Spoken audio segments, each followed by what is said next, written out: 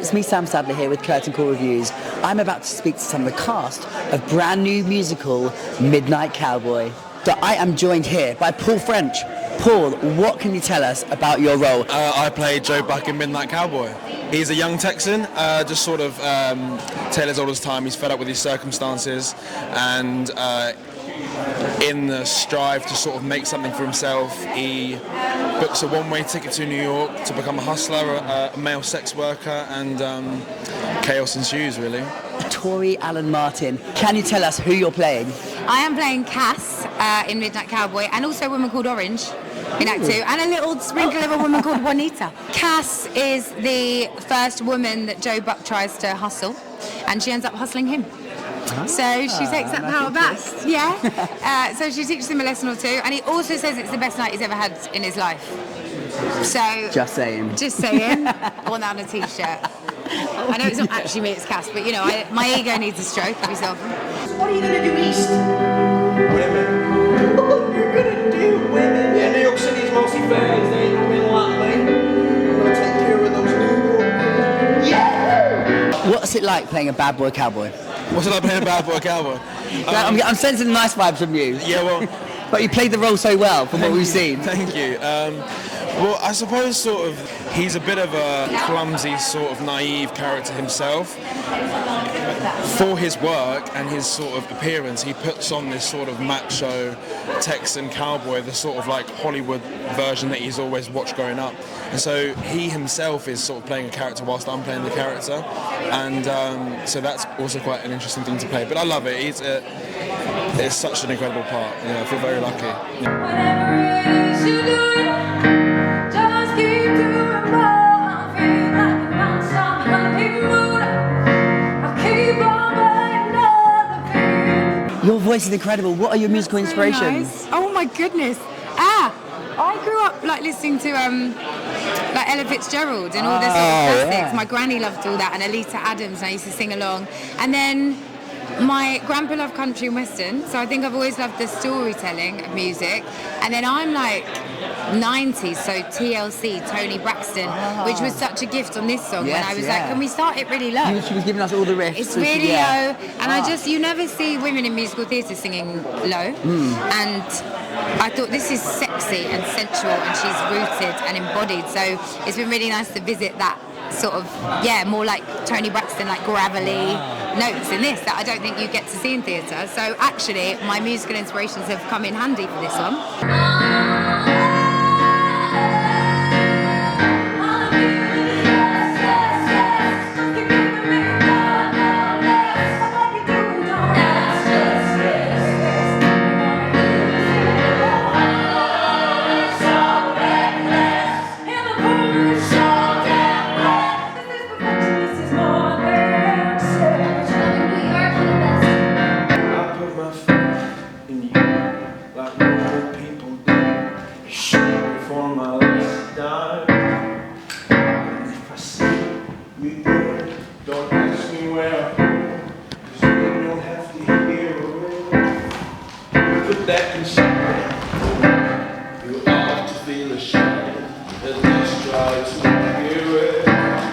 This touches a lot of sensitive subjects, this musical as well.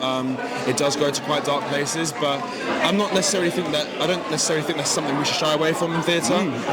It's incredibly relevant always. I think the sex worker community in general is always, for some reason, sort of become like a taboo subject, and people don't want to touch on it. And we're just sort of forcing audiences to hear stories from their side and see how and why they've got to where they are. People who hurt people can get hurt by people too. Whatever you do, I hope it's worth it. Stitching me up, hope it was worth it. Was it? Sell your friend like I meant nothing to you. So what can the audience expect from Midnight Cowboy? They can expect an emotional roller coaster. Definitely, it gives you all of the feels. It's very sad. It's very funny. You can expect a good night out for starters, and just like a real really good story. I think not only is the music incredible by Egg White, It's heartbreaking, actually. I think there'll be tears. It's so funny at points. It's really, really sexy, which I'm really excited about. It's one of the sexiest things I've ever seen. We're in the room, we're all a bit like, oh God, like where do I look? What do I, and I love that. And I love its bravely and boldly, just like telling that story and running with it. it's genuinely quite a heartfelt and touching story, and they're always my favourite pieces of theatre to watch when I feel like emotionally touched by it. It doesn't tell you how to feel, and I love that. I think especially in musical theatre, there's some things that are like, now you should be sad. Now this just lets you go on the journey. It's a real, I think you'll get to the end of Act 1 and realise you've not taken a breath for like 5 minutes. So I think expect the unexpected. Expect to see something like nothing you've seen before. And to go on that emotional sort of journey is something the audience can look forward to for sure. Expect to want to come again. You've got to buy 2 tickets for this one. And when it sells out and you can't get in, don't come to me. I don't want to hear about it because I told you. Nick Winston, the director and choreographer. How are you finding the whole experience? Really great. We've had a fantastic 2 weeks of rehearsal. Been wonderful. The cast are extraordinary, and it's just been a privilege to come to rehearsal every day. Nick, our director, he's so collaborative in the sense that if we've all got any ideas, we all sort of chip in, and we all sort of put our stamp on the show. And I think that's why it will be what it will be, because we've all sort of got to cook it together, sort of thing. It's been a privilege to come to rehearsal every day. Yeah, absolutely. We just saw a sneak peek, and it's very dark, and I'm very excited about this. Yes, it is. It's a dark story. I mean, the film is notorious for being the first X-rated movie ever to win the Academy Award for Best Picture. And I don't think we've shied away from that. I think that is the story. That there are many dark themes in it. At the supermarket. Out there in the Mustang, wanted someone else to park it. And I never looked back to when I wasn't target. I'm dating away, standing straight. You laugh last, but you laugh hardest. I'm a one-man witness to the power of the sun. Vitamins and minerals, living perfect every dawn. They become Joe and Matzo, like homeless, sort of like desperate characters. It's the sort of thing that if you were walking with your mum through like a capital city, you'd see those 2 sort of shady characters down an alleyway. Yeah. Your mum would be like, don't look, Yeah. avert your eyes. But the beautiful thing about this story is it forces you to hear their story.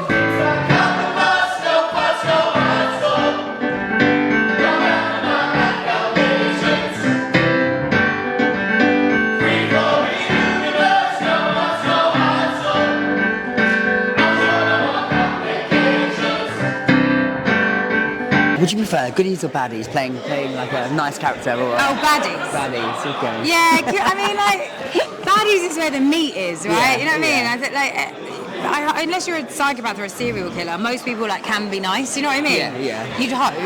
So to play a baddie, and I'm like a recovering people pleaser, so I spent a lot of my life trying to be a good girl and trying to be nice, and like as I get older, you care less. But to really get into the bones of someone that's like brave enough to do things that I wouldn't and not care what people think about them, it's really liberating. So yeah, give me the baddies, man. Give me the baddies. I'll always find a little bit of nice somewhere, you know what I mean? Yeah. Can't be all bad. No narcissists. Had enough of them. So yeah. Cool. Well, thank you very much for talking to us. Thank you. And we very much look forward to seeing with press night. Yes. Come and see. Yes. Come and see Midnight Cowboy at the Southwark Playhouse. Yeah, do. It's going to be great. Awesome. Thank you very much.